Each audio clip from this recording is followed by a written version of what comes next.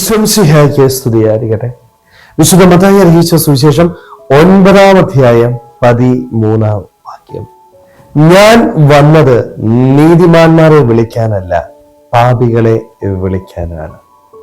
ഇന്ന് 3 നോമ്പിലേക്ക് നമ്മൾ പ്രവേശിക്കുകയാണ്.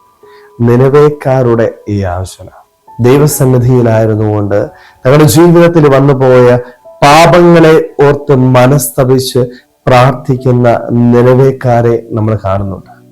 സ്നേഹമുള്ളവരെ, നമ്മുടെയൊക്കെ ജീവിതത്തിലും ഈ ഒരു മനോഭാവത്തോടു കൂടി വന്നുപോയ പാപങ്ങളെ ഓർത്ത് മനസ്തപിക്കുവാനായിട്ട് പ്രാർത്ഥിക്കുവാനായിട്ട് നമുക്ക് സാധിക്കണം.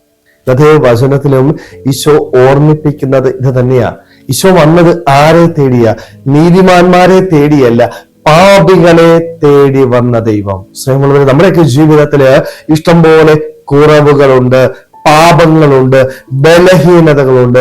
എൻ്റെ ജീവിതത്തില് കുറവുകളുണ്ട്, ബലഹീനതകളുണ്ട് എന്ന് ഞാൻ അംഗീകരിക്കുമ്പോഴാണ്, ഞാനത് പരിഹരിക്കുമ്പോഴാണ് ദൈവത്തിന്റെ സന്നിധിയില് എനിക്ക് വിലയുണ്ടാവുന്നത്. പലപ്പോഴും നമ്മുടെയൊക്കെ ജീവിതത്തില് ഇത് അംഗീകരിക്കാനായിട്ട് ഭയങ്കര പ്രയാസമാണ്. ഒരുവൻ എൻ്റെ ജീവിതത്തിലെ ഒരു കുറവ് ചൂണ്ടിക്കാണിച്ചാല് പിന്നീട് ഒരിക്കലും നമ്മൾ അവരോട് മിണ്ടത്തില്ല. എന്റെ പാപത്തെക്കുറിച്ചുള്ള ബോധ്യം നഷ്ടപ്പെട്ട വ്യക്തികളായിട്ട് നമ്മൾ മാറുക, പാപബോധമില്ലാത്ത വ്യക്തികളായിട്ട് മാറുക.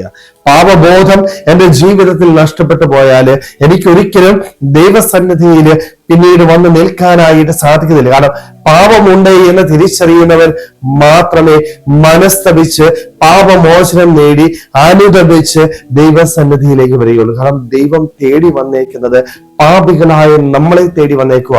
നമ്മുടെ ജീവിതത്തിൽ കുറവുകളുണ്ട്, ബലഹീനതകളുണ്ട്. നമ്മൾ ഒരിക്കലും പെർഫെക്റ്റ് അല്ല കേട്ടോ. പാപം ചെയ്യാത്തവരായിട്ട് ഒരുവൻ മാത്രമേ ഉള്ളൂ, അതാരാ?